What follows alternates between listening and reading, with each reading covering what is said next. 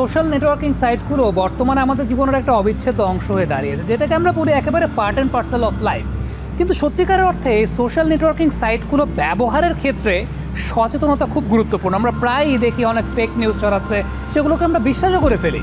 আমাদের ইনফরমেশনগুলো গোপন থাকছে না, পাসওয়ার্ড আমরা স্ট্রং রাখছি না, যে কারণে দেখা যাচ্ছে যে আমাদের ইনফরমেশনগুলো অন্য কেউ হ্যাক করে নিয়ে চলে যাচ্ছে।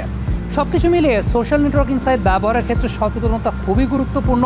স্ট্রং পাসওয়ার্ড ব্যবহার করা এবং সেই সঙ্গে ব্যক্তিগত কিছু টুলস ব্যবহার করা, যেগুলো এই সোশ্যাল নেটওয়ার্কিং সাইটে আপনাকে আমাকে নিরাপদে রাখবে।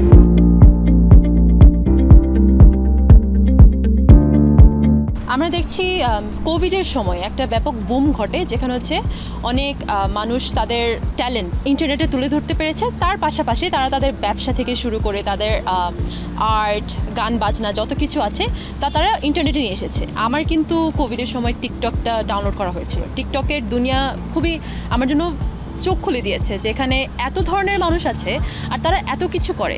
আমরা এখানে দেখছি যে অনেক ক্রাউডসোর্সড কন্টেন্ট কিন্তু এখন ইন্টারনেটে আসছে, যেখানে অনেক ভিউজ পাওয়া যাচ্ছে আর অনেক এঙ্গেজমেন্ট অ্যান্ড ইন্টারাকশন ক্রিয়েট হচ্ছে।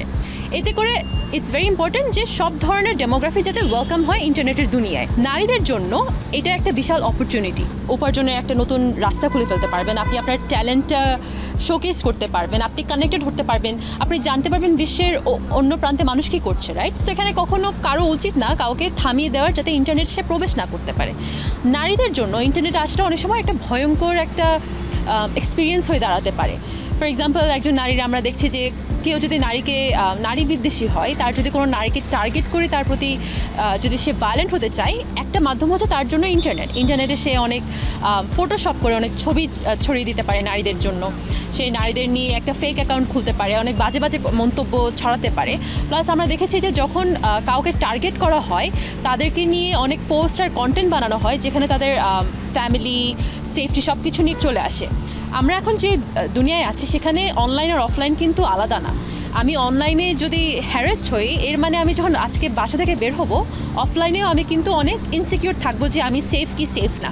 এক্ষেত্রে আমি বলবো না যে নারীদের সব কিছু বন্ধ করে দেওয়া হোক।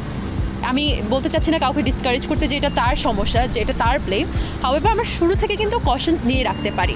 ফর এক্সাম্পল, আমি কাকে আমার তথ্যটা দিচ্ছি, আমার ব্যক্তিগত তথ্য আমি কাকে দিচ্ছি। আমরা ইদানিং অনেক ফেসবুক, ইনস্টাগ্রামে স্টোরিজ পোস্ট করি, এটা সবার জন্য, নারী পুরুষ সবার জন্য। এই স্টোরিজে আমরা অনেক ইনফরমেশন দিয়ে যাচ্ছি। আমার অডিয়েন্সকে আমার বুঝতে হবে, আমি যদি এটাকে পাবলিক করে রাখি, আমি কি জানাতে চাই মানুষকে যে আমি কোথায় কোথায় আছি, যাতে মানুষ ওই টাইমে ওই মুহূর্তে এসে আমাকে ধরতে পারে। আমরা আমাদের ফেসবুক অনেক সময় অনেক জায়গায় এনকারেজ করা হয় যাতে আমরা লক করে রাখি বা মিনিমাল ইনফরমেশন দিয়ে রাখি। আমাদের বিভিন্ন প্ল্যাটফর্ম আছে, যেরকম লিঙ্কডইনে আপনি প্রফেশনাল ইনফরমেশন দিবেন, আপনি ফেসবুকে আপনার পার্সোনাল ইনফরমেশন দিবেন। সো ওই প্ল্যাটফর্মগুলোকে ডিফারেন্সিয়েট করে ওইভাবে ইনফরমেশন ইউজ করাটা এক্সট্রিমলি ইম্পর্টেন্ট।